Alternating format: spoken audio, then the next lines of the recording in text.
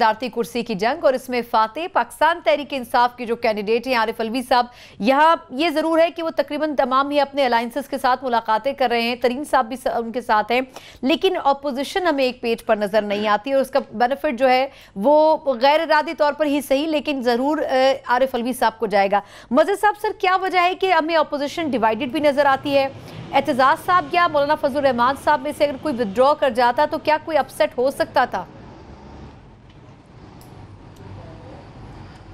नहीं, देखिए, अगर ये शुरू से जैसे इलेक्शंस हुए थे और उसके बाद गवर्नमेंट फॉर्म हो गई थी तो वो बड़ी स्ट्रॉन्ग अपोजिशन थी, ऑन पेपर बहुत स्ट्रॉन्ग अपोजिशन है जिसके पास सेनेट भी है, लेकिन वो गलतियां तो आपने उससे पहले ही शुरू कर दी थी। जो चेयरमैन सेनेट के इलेक्शंस में ब्लंडर किया गया, जिस तरीके से एक यूनानिमस जो कैंडिडेट आपका आ सकता था रज़ा रब्बानी, उसको रोका गया और उसमें ख़ुद पीपल्स पार्टी ने उसको रोका, बाकी तो सारी जमातें तकरीबन तैयार थीं। फिर प्राइम मिनिस्टर के इलेक्शन में, स्पीकर डिप्टी स्पीकर के इलेक्शन में अपोजिशन डिवाइड हो गई। अब ये प्रेसिडेंशियल इलेक्शन ऐसा है जैसे एग्जामिनेशन पेपर जो है कल है, लेकिन उसका ना सिर्फ ये कि पेपर आउट हो गया बल्कि रिज़ल्ट भी आउट हो गया है।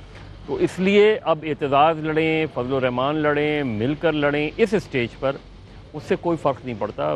मेरा ख्याल है आरिफ अलवी थ्रू हैं, बिल्कुल कोई प्रॉब्लम नहीं है। अगर लास्ट मिनट पे फजल रहमान और उनके दरमियान कोई पैचअप भी हो जाए, एतजाज़ या पीपल्स पार्टी PMLN के दरमियान, मेरा ख्याल है PMLN और पीपल्स पार्टी अपनी वो प्री इलेक्शन और पिछले गवर्नमेंट की जो टेन्योर में जो कुछ हुआ उसको अभी तक भुला नहीं पाए हैं, और उसके बहुत से दीगर अवामिल भी हैं। पीपल्स पार्टी या जरदारी साहब का अपना कोई पीपल्स पार्टी को आगे बढ़ाने का एजेंडा है, लेकिन मेरा ख्याल है पीपल्स पार्टी काफ़ी लूज़ कर रही है सियासी तौर पे इस सूरत हाल में।